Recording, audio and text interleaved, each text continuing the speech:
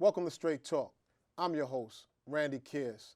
Today, my guest is Dr. Hart. How you doing, man? Nice to be here, bro. Listen, man, I really appreciate you taking the time to come to Straight Talk and talk about your book and talk about your journey and things like that. I want to jump right in it.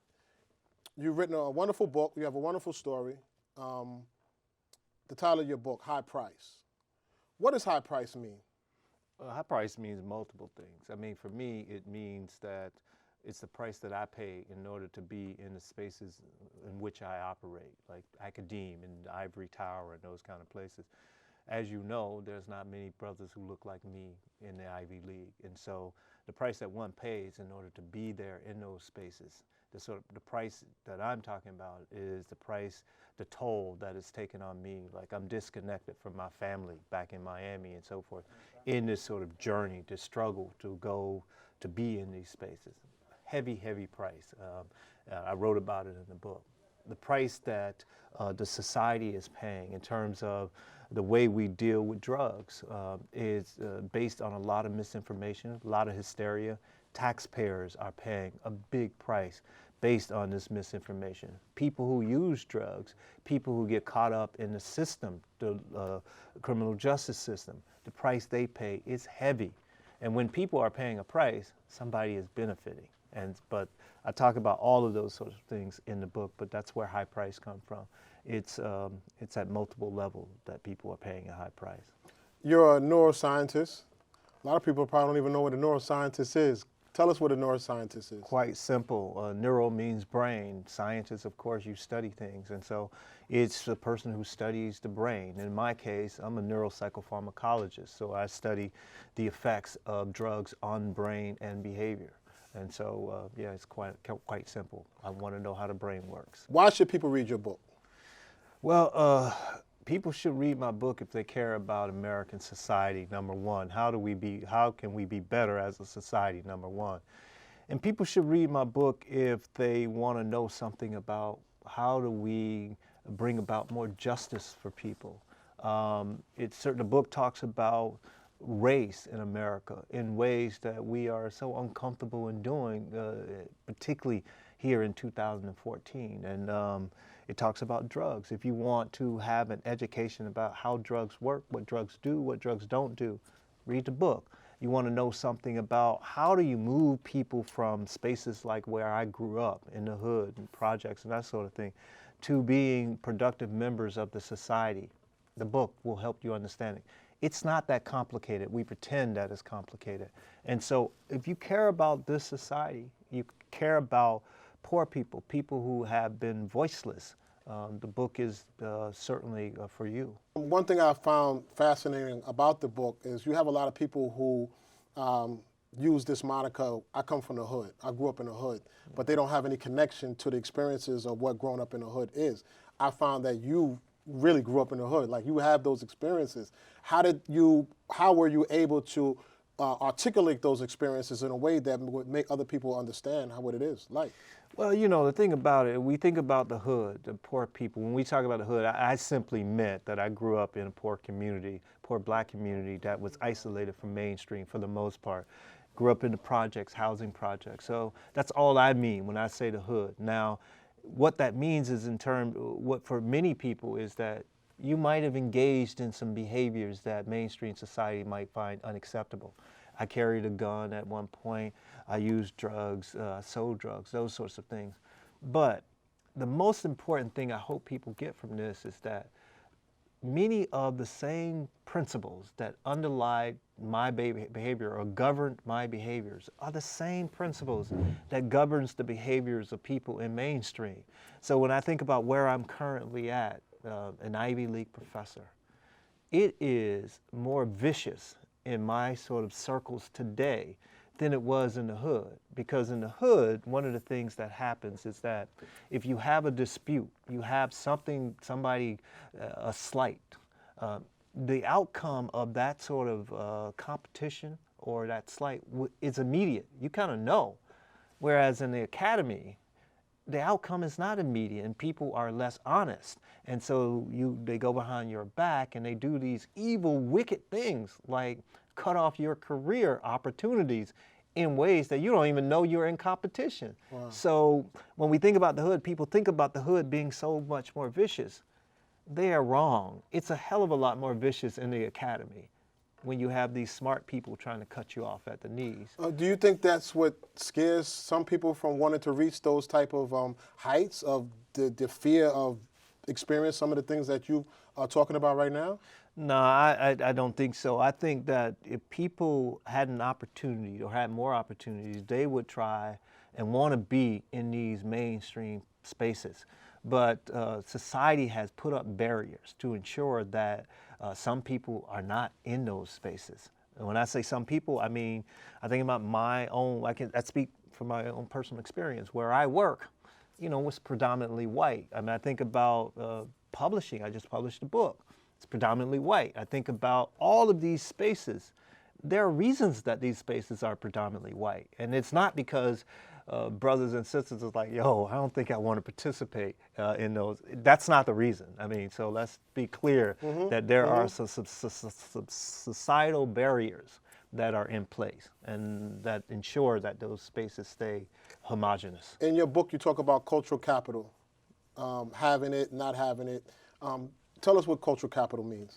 Cultural capital simply means that you kind of know what that culture responds to, what's important to that culture. So for example, when I think about mainstream society, having an education from an Ivy League institution is important for a variety of reasons. If you're in the mainstream, you know what those reasons are. When I was in the hood, I didn't know the difference from Harvard to Broward Community College. I didn't understand why it was important for someone to have an Ivy League degree versus a degree from Threadgill County Community College. I didn't understand what the difference was. So I didn't have that kind of cultural capital. But I certainly had cultural capital in the hood in that I could tell you who had the best hookup. If you needed a VCR, I don't think people use those things anymore, but back in the day, if you needed a VCR, you knew you can go to your boy Bray Boy because he had the hookup. You can get a VCR for $10, $20. Or if you needed to get like free cable, you knew that your boy Tony could hook you up with the cable. That's cultural capital in that environment. Whereas somebody not from that environment, that community, don't even know how to do these sorts of things. So cultural capital is those things that we all know, people who are in that culture kind of know, and other people outside don't know. Well, one of the things that, from reading your book, you articulate this notion of acting white within our community. And I always thought it was just the fact that, we use that term when people had an education or were being more educated than others. But you broke it down in a different way. Explain, what is acting white? Yeah, one of the things that has been troubling me for the last 10, 15 years is the way I hear people, so-called educated folks, talk about what it means to be acting white. And they have this simplistic sort of analysis of what it means. So we say like, oh, this person, they are shunned or ostracized in their community because they do well in school. And in that community, doing well in school means acting white. That's the stupidest. That's not right. I mean, acting white, what it really means is that when there are people, black people, for example, who think of themselves as being better than other black people simply because of something. It might be education or it might be something else. And it's snobbery towards other black people in the hood. Because certainly when I was coming up, I mean, there were times, later in college and so forth, there were times when I was doing exceptionally well in school. And brothers and sisters and people, they'd say, right on, do your thing. They say that because they know that I'm not looking down on them and that I I am there to support what they're doing, and I'm a part of them, and I'm not embarrassed by being a part of that from where I came from. Whereas there are other folks who shun them and they try and move away, and they look down on people. That's the thing that people talk about acting white, because white folks historically in this country have looked down on black culture. Black culture wasn't valued. It wasn't seen as being as important in a lot of in many respects. I mean, you might remember in the 70s, even into the 80s, where something as simple as music. Growing up in Miami, there was like one FM radio station for black people. And on all the other white stations, they didn't play black music. It wasn't valued. That's part of the culture. That's acting white. That's what we mean. When you exclude black people, or you shun black people, you look down on black people. Not the fact that somebody got an A. I mean, that's some simple, stupid stuff. How important is having a wide vocabulary? Well, one of the troubles with mainstream is that if you can use big words or manipulate the English language, people think that you're smart. Again, that's stupid. But that's what mainstream think is smart and articulate, as they say. So unfortunately, people have to understand, people who are not in the mainstream culture, they have to understand some of these words, just so you have this sort of form of communication to see what they value. But I hope people don't get it twisted because someone can use these big words and they think that they're smart. That's not being smart. I mean, being smart is being able to communicate in a variety of ways.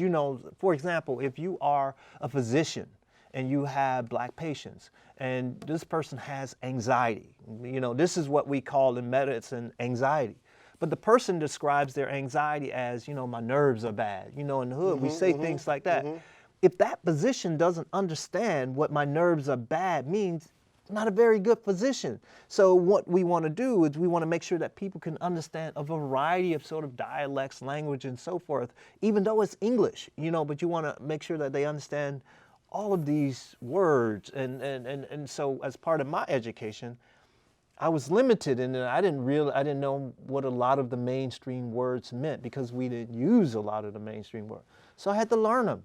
But by that same token, people who have to learn these mainstream words, don't forget the words in the hood, because that's so critically important to being able to understand a greater number of people and knowing a greater amount of various cultures. And so I don't want young cats who are watching this think like, oh, I have to speak like me or someone else. No, please hold on to the sort of the dialect and the vernacular that you're using, but also understand this other thing. But it's so important to continue to have that vernacular. One of the things that I liked about your book, and by meeting you and speaking to you, is how down to earth you are. You have a lot of people who do become successful and reach a certain plateau in life, and they just forget about where they come from. That's not the case with you. Shit, I hope it's not the case with me. So I don't know really how that.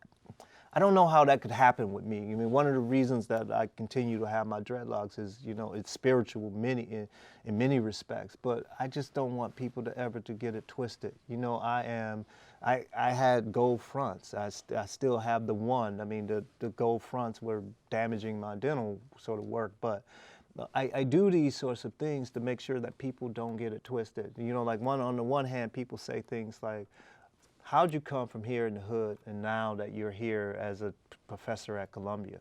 And so people sometimes try to dichotomize me, and it's not that. I mean, I am still the person from the hood who just happens to be in my position where I'm at now. So that shapes my behavior today for better and for worse. But the thing is that, man, I'm proud to be from where I'm at. I mean, I'm proud of those people who raised me. I mean, they had so much soul. They have so much soul. They have so much heart caring about people. And so if I forgot or rejected who I was, I'm rejecting them. And that would be such a shame, particularly when I think about all of my heroes who were from the hood, Fannie Lou Hamer, James Baldwin, Malcolm X, all of those kind of people, you know, it's like they were from the hood. That's who I am. When did you, I know from the book, but I'm going to ask you anyway, when did you like gain a sense of consciousness of what was going on in society as it relates to black people? And when you did become that conscious, like how did that impact your life? Well, when we talk about consciousness, that's at multiple levels, you know. So coming up in a place where we were isolated from white folks, really, besides when they integrated the schools. When you come up in an exclusively black community, you know from the time you are a child that something ain't right about this society. When white kids get things that you can't get, you know this. So so that consciousness is, it's like breathing. It was always there. Oxygen was always there, and that's how that was. But that's on the one hand. But I never really knew exactly what was going on, like why this was the case, until I left Florida and went to the Air Force, and I went to England, and where the British were not bashful in criticizing the Americans for our race relations, our poor race relations. And here it was, an ally of the United States on their television shows. They were criticizing our sort of dealing with race. And that was sort of corroboration of my reality when I was back in Miami. And so it really gave me a desire to want to study this and learn more about this sort of thing. So that's like that's consciousness at another level. Mm-hmm. Try and figure out the mechanisms that are responsible for why some people are shut out and other people are not shut out. And my consciousness was mainly focused on race, you know, like why are there so many black people who are unemployed relative to white people? You know, all those kinds of things. But then another level of consciousness, I think about, well, damn, this is poor people in the United States, not only black people, but poor people. Poor people in the society is being shut out because, as you know, we have, for example, black officials. In fact, the President of the United States is black. We have these sorts of folks, but yet and still, poor people are being shut out. So it's not only about race, so it's a matter of having these people who we get in these spots understand that there are some people who look like us, but they are not for us. Their interests are not our interests. So when we talk about consciousness, my consciousness is I hope being increased every day, even to this day. I'm still trying to figure it out. What is racism? What is racism? Well, I like to let me take a step back. Let's talk about what's racial discrimination, and then we'll talk about it. So racial discrimination is some act or some actions on behalf of whoever that deleterious or negatively impacts a specific racial group, right? So we can talk about what I do. Let's talk about cocaine, crack cocaine versus powder cocaine. Powder cocaine, in 1986, we passed laws that punish infractions 100 times more harshly than powder cocaine. Now, when we look at those laws are really harsh. You are required to go to jail for a minimum of 5 years. That's a fact. 80% of the people convicted under those laws were and are black, right? But black people don't use crack cocaine more than their white counterparts. And so when you have this sort of selective enforcement of the law or prosecution of these people, that's racial discrimination. That's what we mean when we say racial discrimination. We think about stop and frisk in the city. Disproportionately, black and brown people are stopped and frisked. That's racial discrimination. Now, let's think about a racist. What is a racist? The people who passed those laws, the crack powder laws in the United States, were the U.S. Congress. There were black people who voted for those laws. There was 16 of the 20 Congressional Black Caucus members voted for those laws. So the question becomes, were they racist for voting for those laws? Of course not. They're not racist by simply voting for these laws that happen to have this impact. Now, when we bring it to their attention that our policy is having this negative impact selectively on this group, and then they have an opportunity to do something about it or not. They chose in 1995, the Congress as well as Bill Clinton, the president, they chose not to do anything about it, even though we all knew it was negatively impacting this group, black people. They are racist. Bill Clinton, the Congress, on that case, they were racist. That's what we call racist in the city, in New York. Stop and frisk, the policy, the impact that the policy was having on black people, black and brown people, was brought to the attention of the mayor, Bloomberg, at the time. He chose to defend the policy as opposed to take action that would lessen this negative impact on this community. We call him a racist. That's a racist. And so that's what I prefer to talk about when we talk about racism and that sort of thing. Let's talk about what's racial discrimination. What's a racist? Who's a racist? It's not the guy with the white sheet.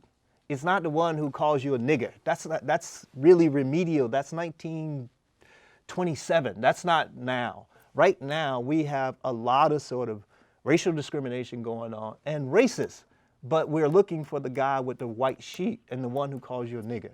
But I think maybe that's easier for people to try to understand, to wrap their heads around when it comes to just that simple definition of somebody calling you a nigger or disrespecting you because you're black. That's not going to get us to where we need to improve our society.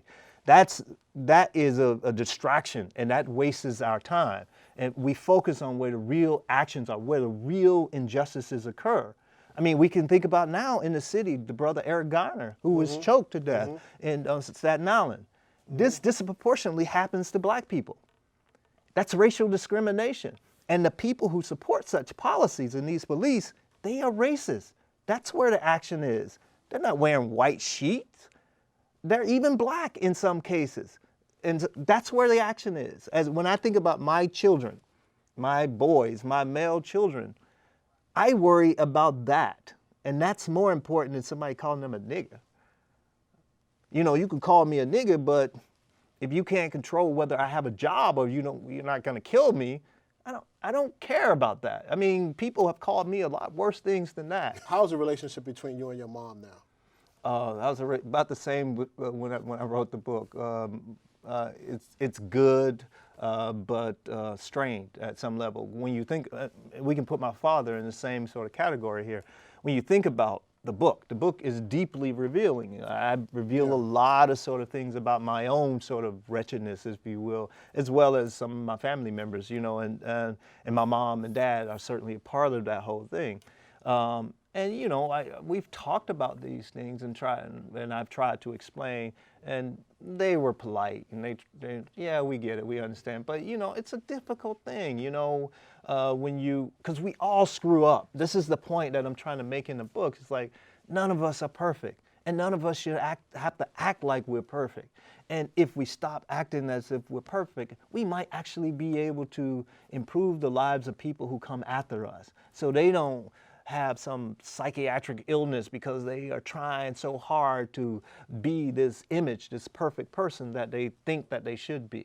And so when you do what I did with this book, you really get deep in that book. Yeah, so when you do those kinds of things, you know, sometimes you hurt people's feelings. I certainly didn't mean to hurt my mom and dad's feelings, and then we've talked, but you know, it's difficult.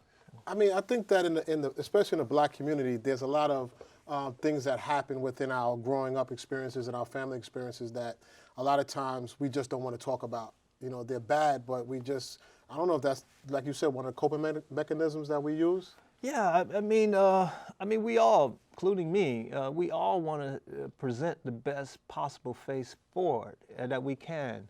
And sometimes it's not the most objective view. But that's okay. I mean, it's okay to not be perfect. And that's what I'm trying to help people understand. You don't have to be perfect. In fact, I don't want to hang out with no perfect people, because then you might require me to be perfect. I don't want that kind of thing. You know what I'm saying? Right. And so if people understood that, you know, we might have a better place to live. How hard is it for you when you're trying to, you know, educate people about, you know, drugs and information and stuff like that, for actually people to be responsive to what you'll have to say? How hard is that to get people to listen?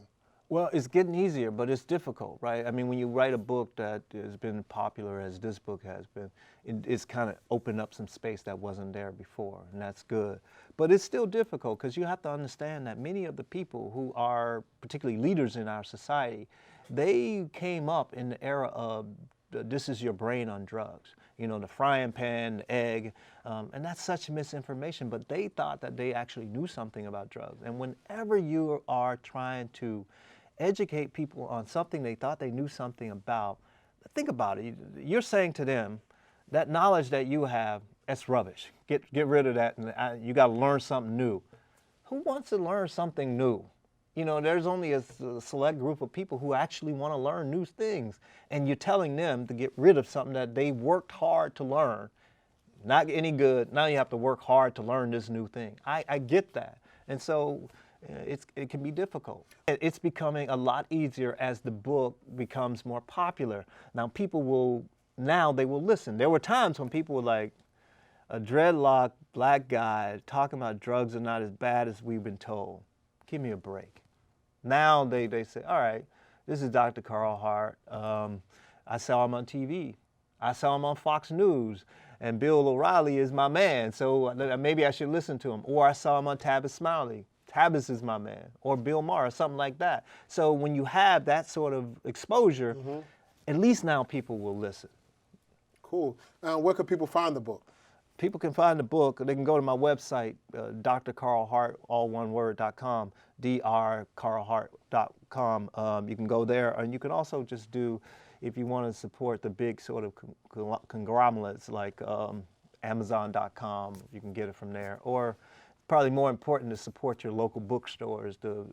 Those folks can get it as well. How's the book doing? I mean, as far as its selling, how's it doing? I have to tell you, man, every author, you ask the author, how's the book doing?